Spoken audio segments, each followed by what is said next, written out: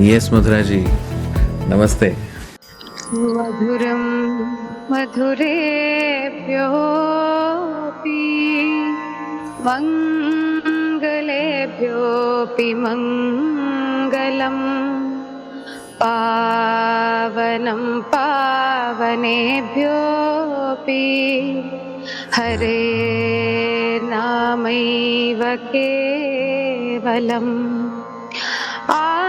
आब्रह्मसम्भपर्यन्तम् सर्वं मायामयं जगत् सत्यं सत्यं पुनः सत्यं हरेर्नामैव